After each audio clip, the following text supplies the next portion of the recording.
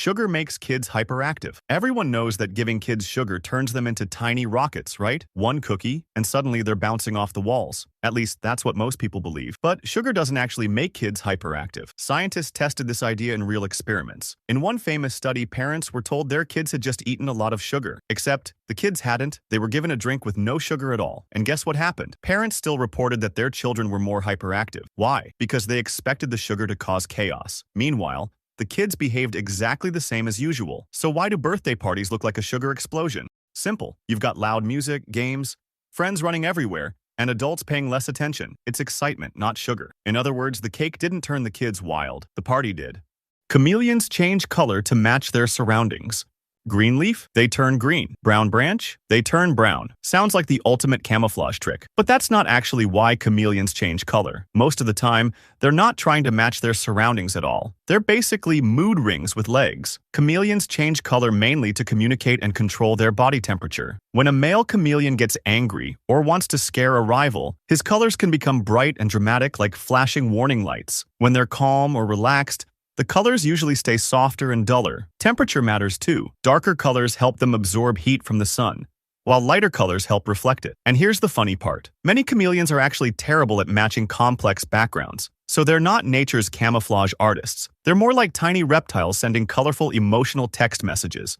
Humans have only 5 senses. You've probably heard this since elementary school. Humans have 5 senses: sight, hearing, smell, taste, touch. Nice, simple, easy to remember. But here's the problem. It's not actually true. Humans have way more than 5 senses. For example, close your eyes and touch your nose. You can do it easily, right? That's because of something called your sense of body position. Your brain always knows where your arms, legs, and fingers are, even when you're not looking. Then there's your sense of balance, controlled by tiny fluid-filled structures inside your ears. Without it, simply standing up would feel like trying to balance on a moving boat. You also have senses that detect temperature, pain, and even changes inside your body like hunger or thirst. So the famous 5 senses idea isn't really science. It's more like a simplified classroom shortcut. In reality, your brain is running a whole sensory control center 24 hours a day.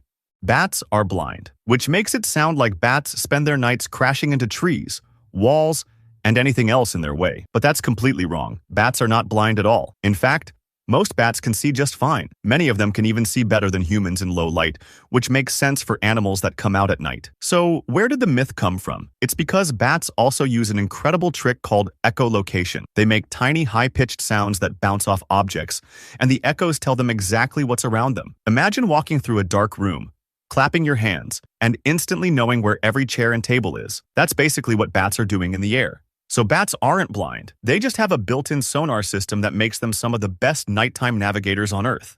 Lightning never strikes the same place twice.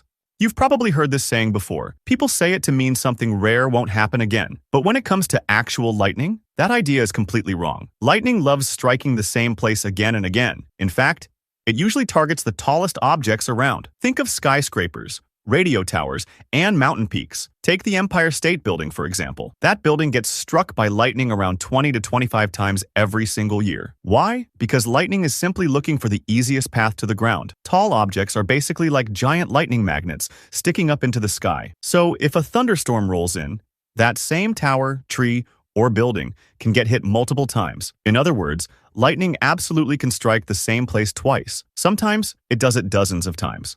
Humans only use 10% of their brain, which sounds amazing, because it suggests that somewhere inside your head, there's 90% of unused superpower brain just waiting to be unlocked. But that idea is completely wrong. Brain scans show that almost every part of your brain is active throughout the day. Even simple things like walking, talking, or tying your shoes require multiple brain areas working together. Think about it like a city. Different neighborhoods handle different jobs. One area processes what you see, another handles movement, another stores memories, and even when you're sleeping, your brain is still busy organizing memories and controlling your body. If we truly used only 10% of our brain injuries would almost never matter. But they do, because every region has a purpose.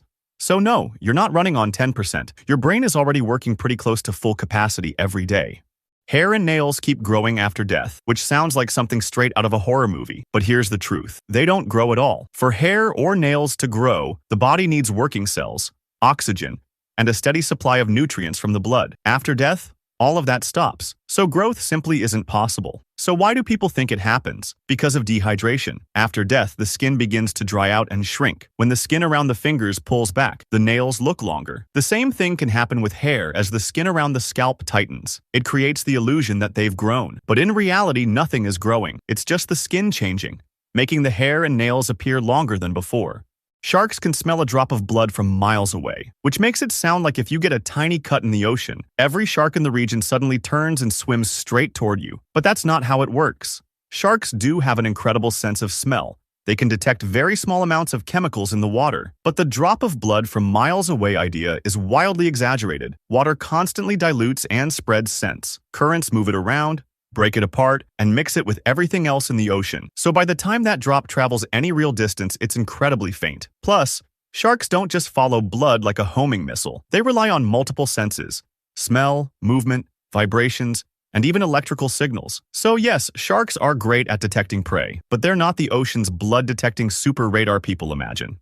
Bulls hate the color red. A matador waves a bright red cape, the bull sees the color, and charges in pure rage. So people assume bulls hate the color red. But here's the twist. Bulls don't actually care about the color at all. In fact, bulls are colorblind to red. To them, that famous cape probably looks more like a dull gray or brown. So why do they charge? It's the movement. If you waved a white towel, a blue shirt, or even a newspaper in front of a bull the same way, you'd likely get the same reaction.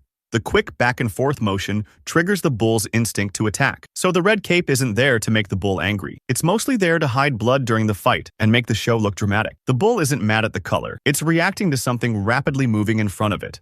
Camels store water in their humps, which sounds logical. They live in deserts, so the hump must be a giant built-in water tank, right? Not even close. A camel's hump actually stores fat, not water. Think of it like a backpack full of energy. When food is hard to find in the desert, the camel slowly uses that stored fat for fuel. So how do camels survive long periods without drinking? Two clever tricks. First, their bodies are amazing at saving water. They sweat less and lose very little moisture. Second, when they finally reach water, they can drink an incredible amount in one go, sometimes over 100 liters. It's like instantly refilling their internal supply. So the hump isn't a water tank. It's more like a portable energy reserve that helps camels survive the harsh desert.